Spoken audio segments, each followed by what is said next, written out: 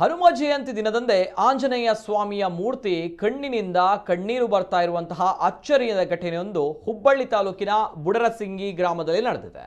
ಬುಡರಸಿಂಗಿ ಗ್ರಾಮದಲ್ಲಿ ಐತಿಹಾಸಿಕ ಹಿನ್ನೆಲೆ ಹೊಂದಿರುವ ಪ್ರಸಿದ್ಧ ಪ್ರಾಣ ಹನುಮ ದೇವಸ್ಥಾನದಲ್ಲಿನ ಹನುಮನ ಪ್ರತಿಮೆಯ ಕಣ್ಣಿನಿಂದ ನೀರು ಬರ್ತಾ ಇರುವುದು ಇದೀಗ ಭಾರಿ ಚರ್ಚೆಗೆ ಕಾರಣವಾಗಿದೆ. ಪ್ರತಿ ವರ್ಷದಂತೆ ಈ ವರ್ಷವೂ ಕೂಡ ಆಂಜನೇಯನ ವಿಶೇಷ ಪೂಜೆ ನೆರವೇರಿಸಲಾಗಿದೆ. ನಂತರ ಆಂಜನೇಯನಿಗೆ ಮಂಗಳಾರತಿ ಮಾಡುವ ಸಮಯದಲ್ಲಿ ಕಣ್ಣಿಂದ ನೀರು ಜಿನುಗಲು ಶುರುವಾಗಿದೆ.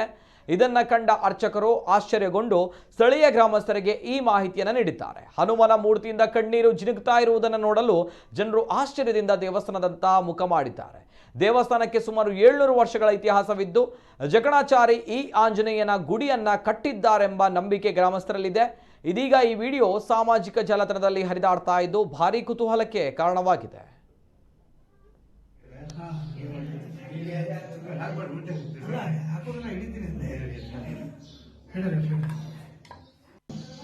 Yeah.